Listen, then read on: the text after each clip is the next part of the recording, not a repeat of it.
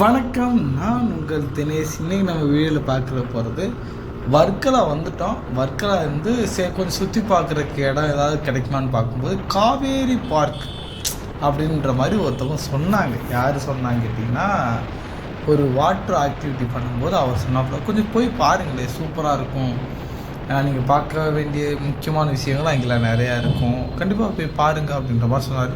சரி, ஓகே, கண்டிப்பாக பார்த்துடலாம் அப்படின்னு சொல்லிட்டு போகிற வழி தான். நாங்கள் ஜடாய் போகிற மாதிரி பிளானு. அதுக்கு போகிறதுக்கு நடுவில் தான் அப்படின்ற போது நமக்கு ஈஸி தானே, ஸோ எக்ஸ்ப்ளோர் பண்ணி அதையும் பார்த்துடலாமே அப்படின்னு சொல்லிட்டு போன இடம் தாங்க அந்த இடம். ஸோ ஸ்டார்டிங்கில் வந்து இப்போ ரைடு பண்ணிக்கிருக்கேன். இந்த வாட்டர் ஆக்டிவிட்டிலாம் முடித்ததுக்கப்புறம் அங்கே போய்க்கிருக்கேன்.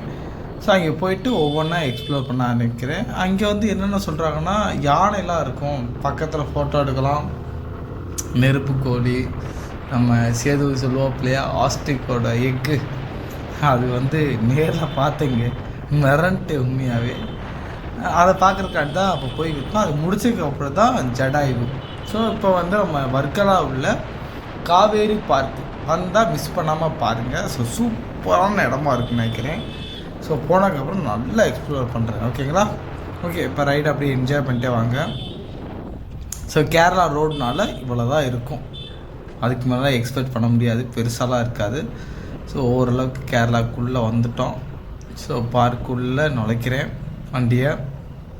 ஸ்டார்டிங்லேயே பார்த்தீங்கன்னா என்ன மாங்காய் மரங்க, எவ்வளோனா பிடிங்கலாம் போலக்கு. எந்த ஒரு நம்ம ஊர் மாதிரிலாம் செருப்பை கட்டி விடுறது காவல் காக்கிறதா இல்லைங்க. நான் வாட்டை இஷ்டம் பிடுங்கினாங்க, எவனுமே கண்டுக்கவே இல்லை. பாருங்கள், கோபுரம் மேலே வரைக்கும் தூக்கி காமிக்கிறேன் பாருங்கள்.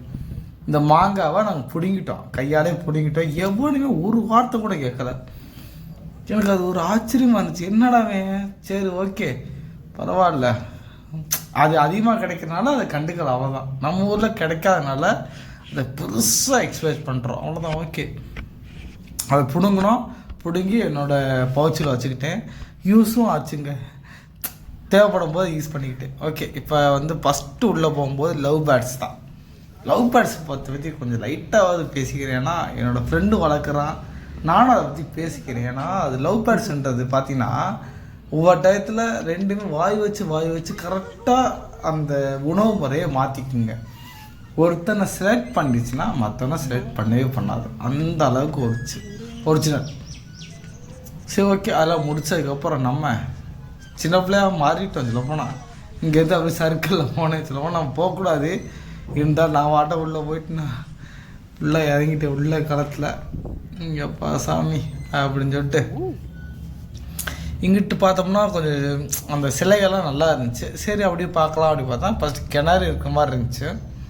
இதிலேருந்து ஒரு பெண்மணி ஒரு சீடருக்கு தண்ணி ஊற்றுன அப்போ இருக்கும், அந்த மாதிரி ஒரு சிலை. அப்புறம் இது பார்த்திங்கன்னா அன்னப்பறவை மாதிரி தெரிஞ்சிச்சு. இங்கிட்டு லைட்டாக சின்ன சின்ன இது தூண்டில் போடுற மாதிரி ஒரு ஐயா வந்து தூண்டில் போடுறாரு, அதில் வந்து மீன் கிடைக்கிற மாதிரி ஒரு க்ரியேட்டிவாக பண்ணியிருந்துருக்காங்க. அப்புறம் இங்கிட்ட மான்லாம் இருந்துச்சு. ஓகே, அதில் அப்படியே எடுத்துகிட்டு அப்படியே மைல்டாக அப்படியே போனேன். இங்கே தான் வந்து மெயினு. ஸோ மீன் காண்டி புதுசாக ஒரு மீன் பார்க்கணும் அப்படின்னா இங்கே தாங்க பார்க்கணும். கிடைக்காத ஒரு மீன், இந்த வாஸ்து மீன், டிஃப்ரெண்ட்டாக சொல்கிறாங்கல்ல மீன் வகையில், பார்க்க முடியாத ஒரு டிஃப்ரெண்ட், அதெல்லாம் வந்து இங்கே தாங்க பார்க்கலாம். இங்கே ஸ்லோ மோஷனில் போட்டேன், அது மட்டும் காரணம் ஏன்னா அப்போ தான் உங்களுக்கு அது தெரியும். அப்படி ஒவ்வொரு மீனும் பார்த்தா வித்தியாசமாக ஆக்டிவிட்டியை காமிக்குது. ஒரு மீன்லாம் பார்த்தீங்கன்னா அந்த காமிக்கிறேன் பாருங்கள், என்னோட கேமரா தான் காமிச்சேன், அது ஏதோ ஃபுட்டுன்னு நினச்சி அது அப்படி சாப்பிட ஆரம்பிச்சிருச்சு. அதோட ரியாலிட்டி இப்போ பார்க்குற ஒவ்வொரு மீனுமே ஒவ்வொரு ரகங்க. இதெல்லாம் வந்து பயங்கரமான ரகம். ஏன்னா இன்னுமே போகிற ஃப்யூச்சரில் இருக்குமா என்னன்றது டவுட்டு, அந்தளவுக்கு இருக்குது. இருந்தாலும் நம்ம பார்க்குறோம், இப்போதைக்கு உள்ள ஜென்ரேஷனில் 2024 அதை பார்க்குறோம். அதுவே நமக்கு ஒரு பெரிய ஒரு சந்தோஷம்தான். அப்படியே இங்கிட்டு வருவோம். இதை பாருங்களேன், கையை வைக்கிறேன், அது சாப்பிடுது, ஏதோ உணவு முறை கொடுக்குறோம் அப்படின்னு நினச்சி சாப்பிடுது. ஸோ ஏமாத்துற மாதிரி தான், இதுதான் சங்கடமாக இருந்துச்சு. இருந்தாலும் பரவாயில்ல, எக்ஸ்ப்ளோர் காமிக்கணும்ல அந்த மீனோட ஆக்டிவிட்டியை. பாருங்கள் அது என்ன பண்ணுதுன்னு, சாப்பிட தான் பார்க்குது நம்ம கையை கூட. அது தெரில, ஒரு கண்ணாடி கிளாஸ் இருக்குது அப்படின்ற ஒரு இது இல்லை. பட் ஆனால் சாப்பிட்ணுன்னு நினைக்கிதுங்க. பார்க்கும்போது கொஞ்சம் பரிவாதமாகவும் இருக்குது. சரி ஓகே, வந்ததுக்கு எக்ஸ்ப்ளோர் பண்ணிட்டு போகணும்ல இல்லையா. இதுன்னு எவ்வளோ க்ளோஸ்அப்பாக இருக்குண்ணே. பயங்கரமான வியூங்க.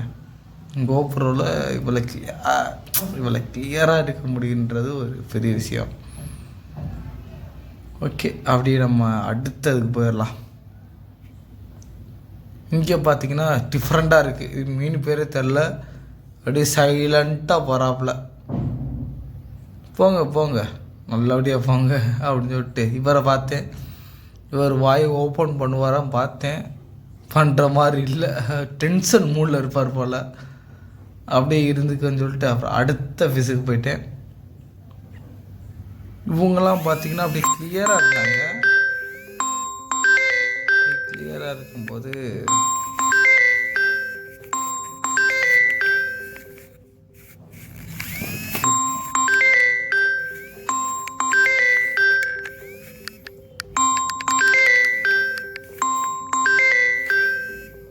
இதில் பார்க்கலாம். இங்கே ஃபுல்லாமே கலர் தாங்க, ஃபுல்லாக கலர் வியூ தாங்க. ஃபுல்லாக கலர் வியூவில் சும்மா அட்ராக்டிவாக இருந்தாங்க.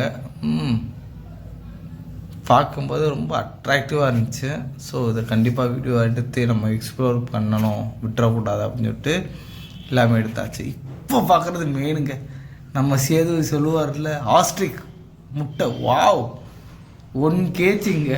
யோசிச்சு பாருங்கள், நம்மளோட கோழி முட்டைக்கும் 1 kg முட்டைக்கும் எத்தனை டிஃப்ரெண்ட்டுன்னு. அதை தொட்டு பார்த்தேன், அது உண்மை, ரியாலிட்டி. தொட்டு பார்க்கும்போது அவ்வளோ ஒரு ஸ்ட்ராங்காக இருந்துச்சு.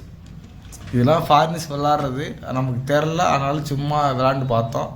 நான் ஆஸ்ட்ரிக்கை பற்றி விட மாட்டேன். ஏன்னா 1 kgல போகிற அந்த முட்டை எத்தனை ஆம்லேட்டு கிடைக்கும், அது போக அதை தண்ணியை போட்டு அதை உருவாக்குது பார்த்தீங்களா, அதாங்க இது. கண்டிப்பாக அந்த ஆஸ்ட்ரிக்கை உங்கள்கிட்ட காமிக்கிறேன், அது நீங்கள் பாருங்கள். என்னை விடலாம் உயரமானதுங்க, சாதாரணமாகலாம் இல்லை, என்னோட உயரமானதாக இருக்கும். இதோட ஸ்பீடு சீட்டாக்கும் அடுத்த பட்சம் அந்தளவு ஸ்பீடாக ஓடும். நினைக்கிற மாதிரி இல்லை, கொத்துச்சுன்னா கொத்துனதான். நேரில் பார்க்கும்போது என்னோட எனக்கு மேலே இருக்கடா, நானே 6 அடி அதுக்கு மேலே இருக்கடான்ற மாதிரி பார்த்தேன். உங்களுக்கு காமிக்கிறேன். இப்போதைக்கு ஒரு மரம் இருந்துச்சு, அதை மட்டும் நல்லா லாங் வியூவில் காமிக்கிறேன், பாருங்கள் எப்படி இருக்குன்னு. பக்கத்தில் சாகித் ஃப்ரெண்டு இருக்கான். இங்கே விளாட்றதுக்கு ஆக்டிவிட்டி சொல்லப்போனால் இங்கே குழந்தையாகவே மாறிடலாங்க, அதான் மெயின்.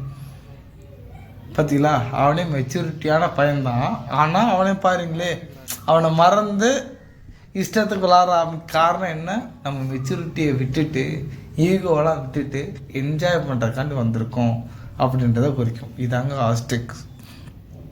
பார்த்திங்களா, முறைக்குதுங்க. அப்படி சைடு பார்க்கும், அப்படியே ஒரு முறைச்ச பார்வையோடு பார்க்கும். நிற்கலை, சொல்லப்போனால் படுத்துருக்கு. அதுவே இவ்வளோ ஹைட்டு, நம்மளோட ஹைட் இருக்கும். செர்விக்கல் போன்லாம் எண்ணினோம்னா என்ன ஆகுது. செர்விக்கல் போனில் எத்தனை அடி இருக்குன்னு தெரில. ஓகே, அது பக்கத்தில் காமிக்கிறேன். ஆனால் அது வந்து கொஞ்சம் நின்றுக்கிட்டே இருந்துச்சு.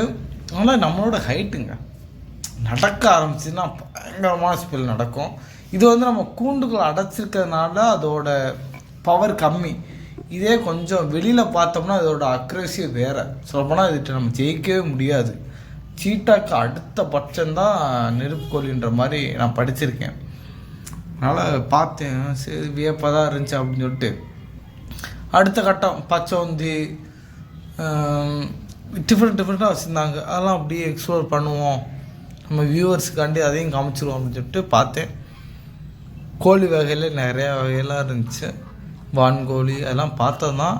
ஒன்றும் டிஃப்ரெண்ட்டாக இருந்துச்சு. இந்த பச்சோந்தி மட்டும் டிஃப்ரெண்ட்டாக ஏறிட்டு இருந்துச்சு. இந்த பற்றிலா எங்கே ஏறிட்டு கிடக்குது பற்றிலா, அதோட வால் பகுதியை மட்டும் பாருங்கள். அது இது வரைக்கும் காமிக்கிறேன் என்னோடய பேருன்னு. டிஃப்ரெண்ட்டாக இருந்துச்சு. ஸோ ஓகே பரவாயில்ல அப்படின்னு சொல்லிட்டு நம்ம அடுத்த கட்டத்துக்கு போகலாம் அப்படின்னு பார்த்து இங்கிட்டு பார்த்தேன். இவரும் டிஃப்ரெண்ட்டாக தான் கிடந்தாப்புல. வான்கோழி தான், வான்கோழியில் டிஃப்ரெண்ட் இதுன்னு நினைக்கிறேன். ஓகே. கடைசியாக யானைக்கு வந்துட்டீங்க. இதில் வந்து நீங்கள் பார்த்தீங்கன்னா அந்த அக்காவே எக்ஸ்பிளைன் பண்ணியிருப்பாங்க, நீங்களே பாருங்கள். என்னங்க ரொம்ப கோவப்பட்ட குணமாக இருக்குங்க.